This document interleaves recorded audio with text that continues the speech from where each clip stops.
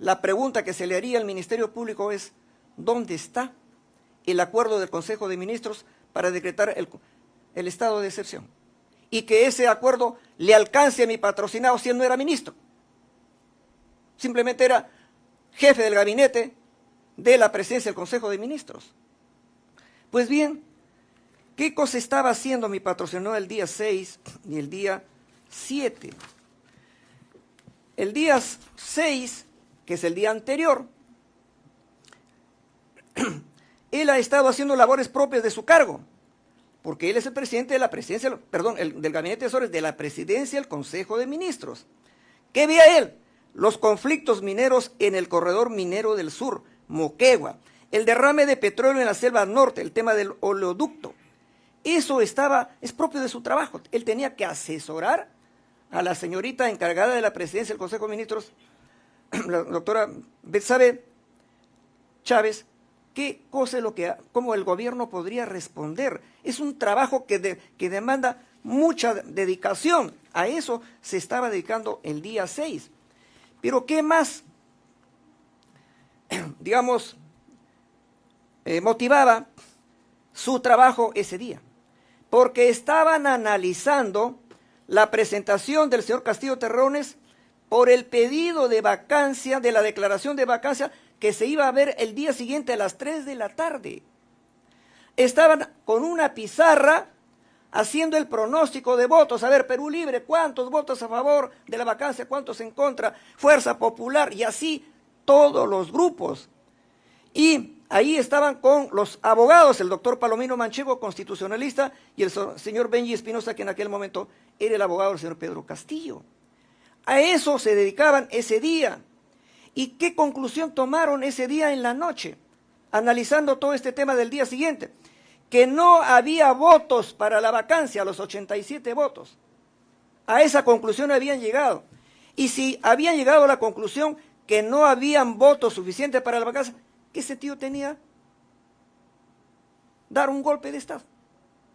Si no iban a tener los votos mayoritarios quienes habían presentado la moción de vacancia.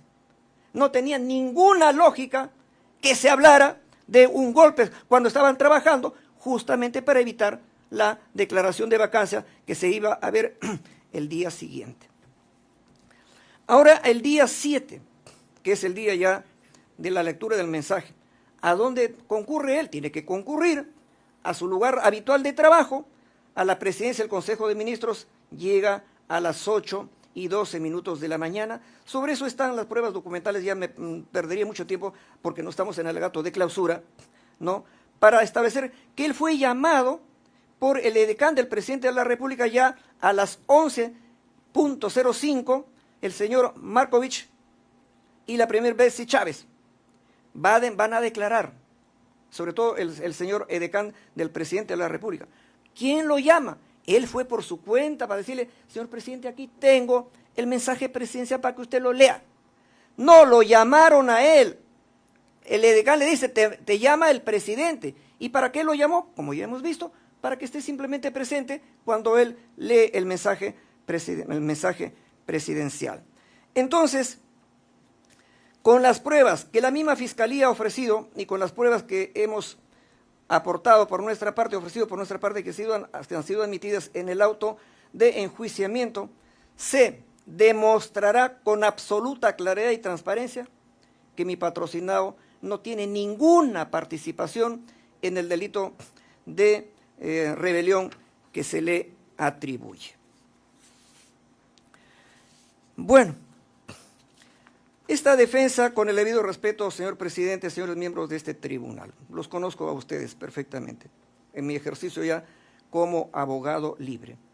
Quiero invocar el tema que ya ahora ha pasado un poquito como desapercibido, la presunción de inocencia.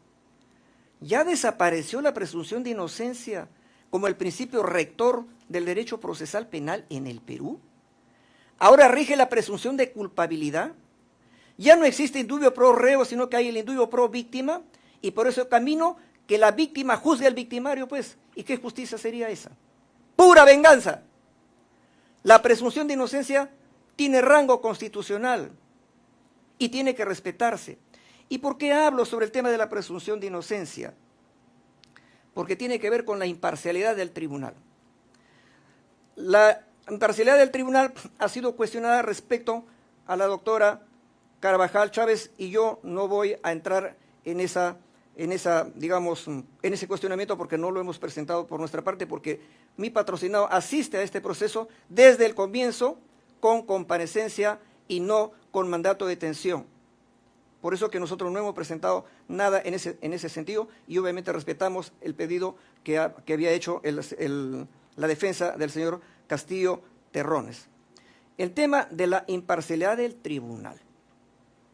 Pues bien, ¿acaso no es verdad que ahora vivimos la época de la judicialización de la política? Que todo se lleva al derecho penal, todo se lleva al poder judicial. Cientos y cientos de casos que tienen naturaleza política porque compromete a alcaldes, a regidores, a gobernadores regionales.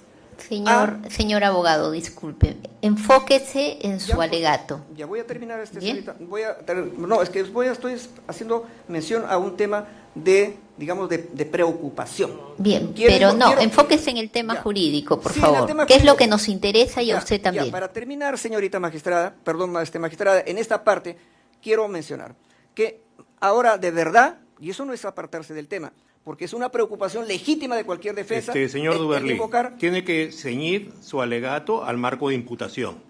Ya, al marco de imputación, tenga la bondad. Ya nosotros le hemos permitido que usted entre a hacer su análisis dogmático respecto al tema del delito. Usted ha dicho que por no utilizar mucho tiempo no va a referirse al tema de las pruebas, lo ha hecho mínimamente. Le hemos permitido también que tenga a bien usted expresarse ante la opinión pública, dando una explicación sencilla del lite crimine, pero por favor tenga la bondad. Nosotros somos los que vamos a tomar la decisión. Diríjase a nosotros y tenga la bondad de utilizar el tiempo que se le asigna en ese sentido. Muchas gracias por su comprensión, doctor Duberly. Señor magistrado, yo no he dicho que yo estoy ya desconfiando. Lo que he dicho es que hay preocupación en ciertos, actores que están en este proceso. Eso es lo que estoy mencionando y estoy invocando a que se garantice la presunción de inocencia, y eso tiene que ver con la imparcialidad de esta sala, en la cual yo confío. No estoy agraviando con eso, presidente, a vuestra sala. Pero sí, obviamente voy a tener que referirme al tema del delito de rebelión.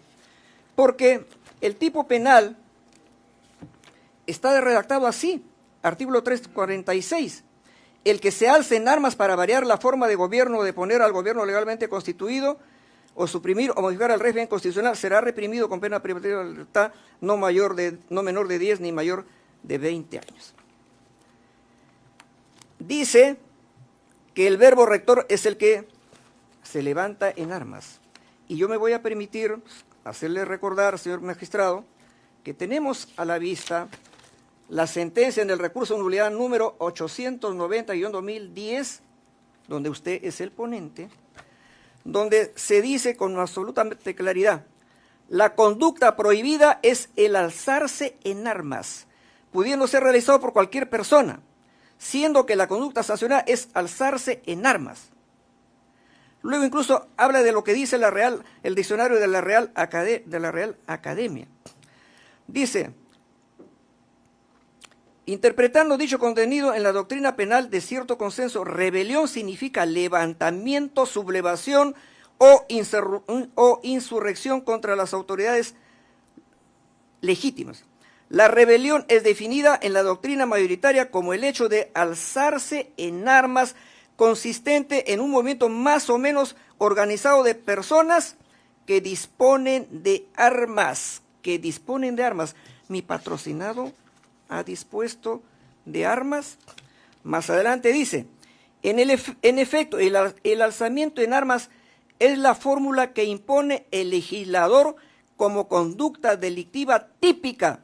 Se precisa que el levantamiento violento se ejecute mediante el empleo de medios contundentes. 2 puntos, armas. El término armas nos lleva a mencionar diferentes instrumentos como piedras, palos, tijeras, revólveres, etc. pero a efectos del cumplimiento típico de la rebelión tendrán que ser armas que puedan generar efectos desafiantes ante las órdenes impartidas. La idoneidad de las armas responden al grado de perturbación del orden político interno. Los alzados habrán de emplear armas que se entiendan capaces de desafiar la resistencia de las fuerzas públicas. Nos preguntamos, ¿cuál es la idoneidad de esas armas? ¿Han habido tanques? ¿Han habido fusiles que hayan sido utilizados por mi patrocinado para que se haya consumado el delito de rebelión? Nosotros consideramos, señor magistrado, que no se dan en ese sentido. También hemos visto que se ha invocado doctrina española, etcétera, etcétera. Pero tenemos aquí una referencia, como referencia al Código Penal español. El artículo 472. Delitos contra la Constitución. Rebelión. 472. Son reos del delito de rebelión los que se alzaren violenta y públicamente para cualquiera de los fines siguientes. Aquí, miren, ni siquiera se pide alzarse en armas, simplemente los que se alzaren violenta y públicamente para cualquiera de los fines siguientes. Pero en el caso del Perú, señor presidente, en el caso del Perú, se va más allá de lo que dice el Código Penal español. En el Código Penal peruano se pide como un requisito sine qua non el que se alce en armas, Y en el caso español, ¿qué ha ocurrido?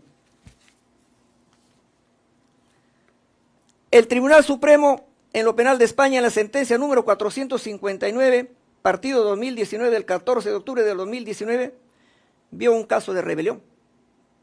Porque el Parlamento de Cataluña había decidido independizarse de España, declara que se funda una nueva república, convoca a un referéndum, se hace el referéndum, hay un resultado del referéndum y se convoca a una asamblea constituyente. Eso que, según el mismo Código Penal español, podría ser rebelión, ¿en qué terminó? Los absuelven a todos por rebelión y solo los condenan por sedición. Vale decir, pese a que en España los catalanes de Barcelona desarrollaron casi todos los elementos de tipicidad del delito de rebelión, no los condenaron por rebelión, los condenaron por sedición.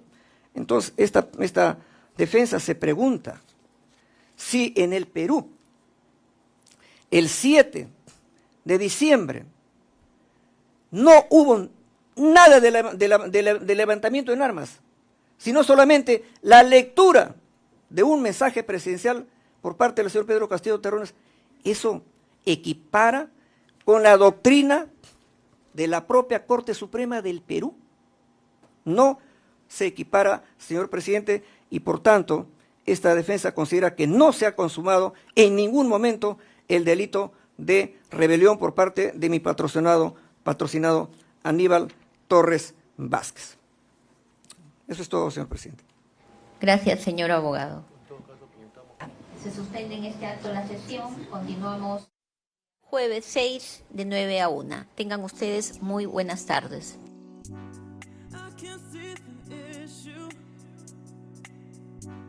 Yeah, believe me, I need to keep myself alive.